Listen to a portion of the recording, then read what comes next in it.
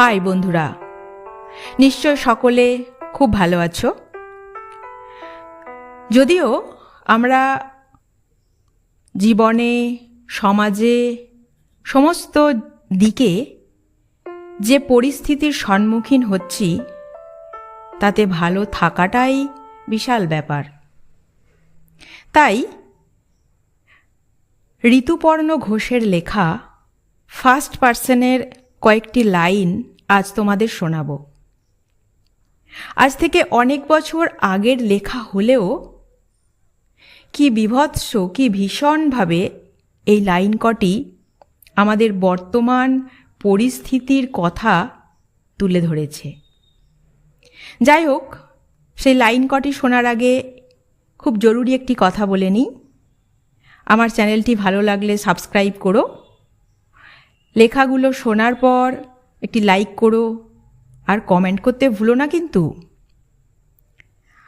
আর তোমার আত্মীয় পরিজন, বন্ধু বান্ধবদের শোনার জন্য একটু শেয়ার করে দিও, ঠিক আছে? তো চলো সেই ভীষণতম লাইনগুলোকে একটু আমরা শুনে নিই। বড় কঠিন সময়ের মধ্যে দিয়ে চলেছি আমরা। একটার পর একটা দিন নতুন করে তীব্র হতে তীব্রতর কষাঘাতের চিহ্ন রেখে বিদায় নিচ্ছে। কে পথ দেখাবে? কে দেবে আলো? কে অভয় দিয়ে বলবে পাশে আছি? সবাই এমন চুপ মেরে গেছে কেন? অগ্রজরা যাঁরা আদর্শ হয়েছিলেন চোখের সামনে, যাঁদের বাক্য, কর্ম, যুক্তি চিরকাল ঈর্ষণীয়ভাবে অনুকরণযোগ্য ছিল, তাঁরা কোথায়?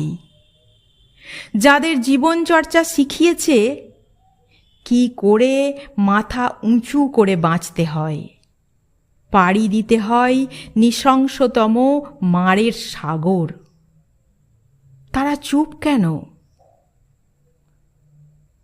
বাবা মাকে বেছে নেবার অধিকার আমাদের নেই, কিন্তু জীবনের পথে চেতনে অবচেতনে আমরা সবাই তো বেছে নিই কোনো না কোনো অভিভাবক।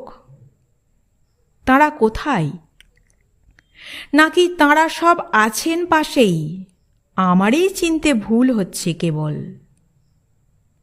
ঠিক যেন দূতসভায় মৌনী নতমস্তক ভীষ্ম, দ্রোণ, কৃপ।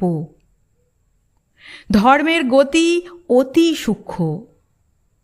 ধর্ম মানে কি?